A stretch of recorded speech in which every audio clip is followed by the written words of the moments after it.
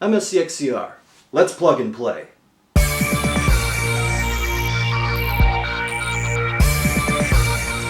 See this? This is a rumble pack. It and the DualShock PlayStation controller led to feedback vibration becoming a standard feature for many controllers in future console generations. I'm also not here to talk about this. Instead, let's go back to 1994, a simpler time when Aura Systems released the Aura Interactor Virtual Reality Gameware.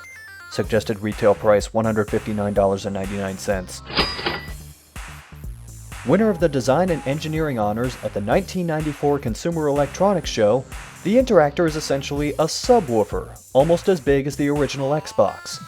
Using the included series of cables and adapters, the Interactor works with several devices for a few different purposes, but let's focus on video game use for the moment.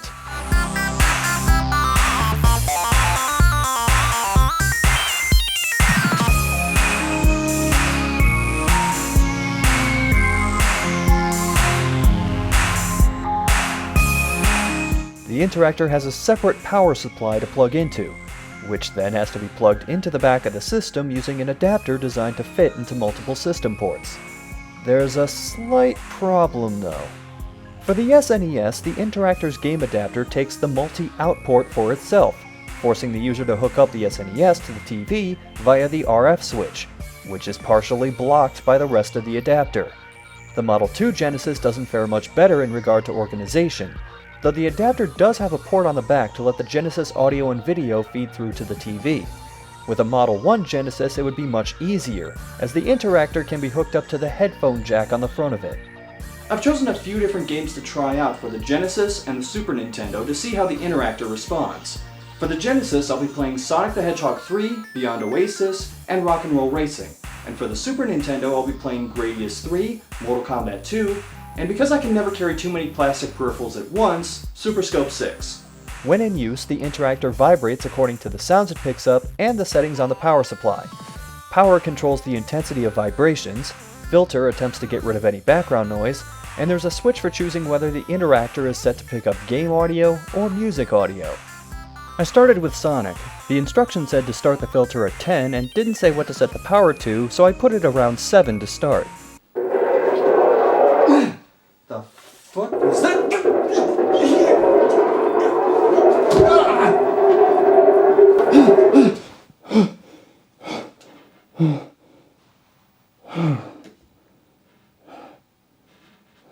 Whoever wrote in the instructions to start with the filter at 10 probably wanted to paralyze the children of whoever bought this.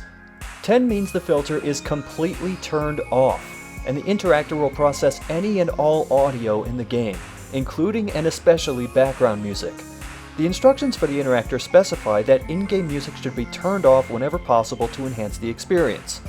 In other words, the Interactor enhances a game's experience by taking away parts of its design. Then I noticed something was wrong with the SNES setup. The adapter for the Interactor is actually getting in the way of the RF switch for the SNES, and it's starting to mess with my display. It moves the cable a bit to the side and it's causing the static on the screen, which usually isn't here. In terms of getting it to work properly, there's not much of a happy medium with the Interactor. Playing games with it set to game mode tends to have any background music, or any sound for that matter, create vibration. Turning up the filter helps dissipate the music vibration, but even with that up, the music still gets picked up regularly. Heavily distorted game audio that sometimes gets lowered in pitch and would make even the worst Game Boy speakers feel good about themselves.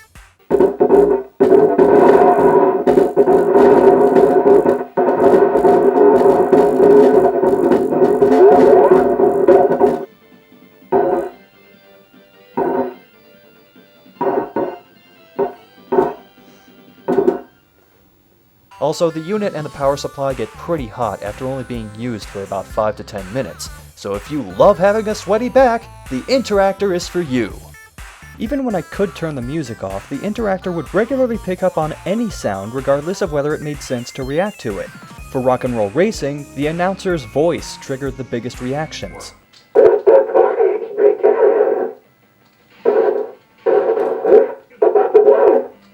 Beyond Oasis would react properly to most attacks, and sometimes getting hit by enemies. but other times it wouldn't register at all.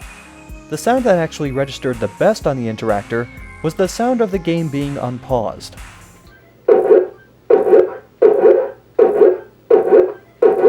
Super Scope 6 almost worked with the Interactor, except that it kept dropping shot audio too often, occasionally missed explosions, and there were times where the sound effects caused the background music to bleed into the Interactor.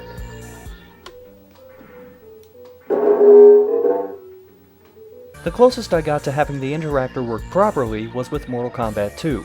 It would react to about 2/3 of all attacks with the power at 4 and the filter at 5. Having the power any higher or the filter any lower would cause the voice clips of the fighters, as well as the announcer's voice, to set off the Interactor.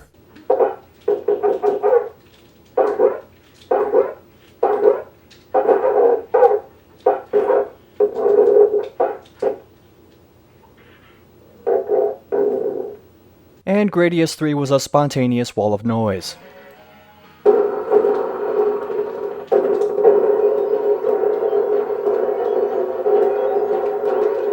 I will give credit for how the Interactor handled Mortal Kombat 2 though.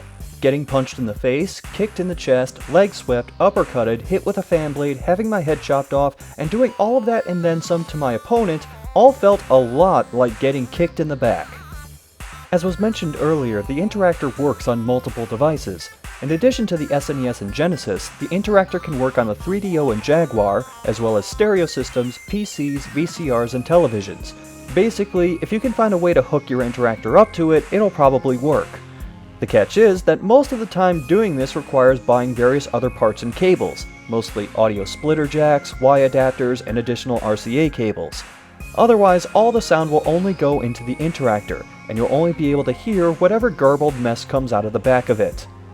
There are some people out there who might have a use for the Interactor. In particular for deaf people, it gives them a chance to experience sound in games. People who play flight simulators also might have a use for this, but it's kind of hard to sit back in your chair while you're using this. Otherwise, I can't really recommend the Interactor for anyone looking to enhance their gaming experience. Although, for other uses, I never did try the music setting on this. If I'm gonna do that though, I have to go all in.